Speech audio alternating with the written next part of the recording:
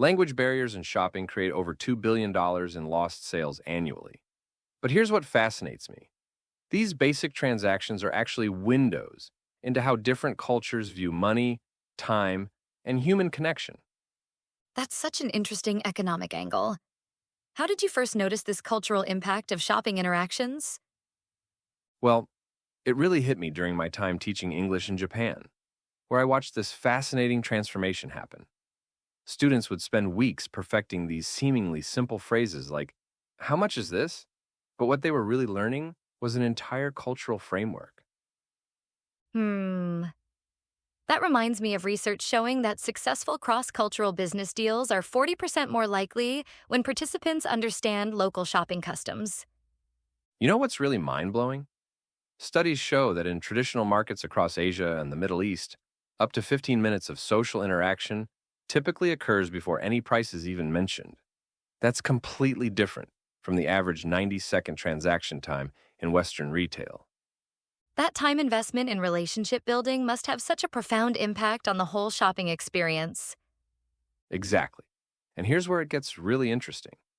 Research from the International Journal of Retail Studies shows that cultures with longer pre purchase interactions actually report 30% higher customer satisfaction rates, despite the extended transaction time. Well, that certainly challenges our Western obsession with efficiency in retail, doesn't it? And speaking of challenging assumptions, let me tell you about this fascinating study from MIT's Cultural Commerce Lab.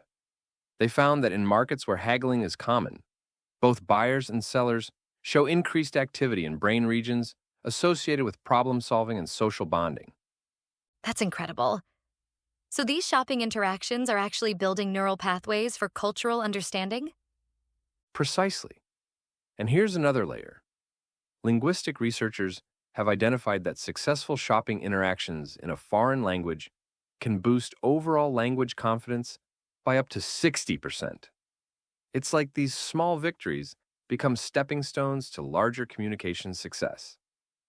Oh, that explains why language learning apps now often start with shopping related vocabulary as their first module. You know what's particularly fascinating? The rise of digital payment systems has actually led to a 25% decrease in verbal shopping interactions in some markets.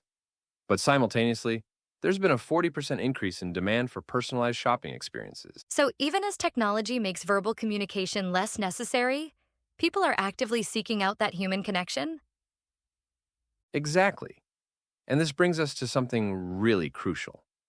The World Economic Forum recently reported that cross cultural shopping interactions are one of the most significant drivers of informal language learning globally, with an estimated 500 million such exchanges happening daily. Those numbers really put into perspective how these seemingly simple interactions shape our global understanding. And here's what really gets me excited. Anthropologists have documented over 200 distinct cultural protocols just for the act of asking about price. In some societies, it's considered impolite to ask directly, while in others, direct price inquiry is seen as a sign of respect. Well, that certainly explains why so many international business deals stumble over these seemingly simple interactions. Recent data from the Global Retail Federation shows that businesses investing in cultural training for basic transactions see a 45% increase in international customer retention. It's not just about knowing the words, it's about understanding the whole cultural context. That's such a powerful argument for investing in cultural competency training. And looking toward the future, experts predict that by 2025, about 70% of all retail interactions will involve some form of cross-cultural element, whether in person or digital. We're really seeing the evolution of a global shopping language. So these basic shopping interactions are actually becoming the foundation of global communication? Exactly. And here's my favorite part. Studies show that people who successfully navigate shopping interactions in a foreign culture are 3 times more likely to engage in other forms of cross-cultural exchange. It's like this gateway to broader cultural understanding. That really brings it full circle. From simple transactions to building global bridges. Well, as we wrap up, let me share one final statistic that I find incredibly hopeful.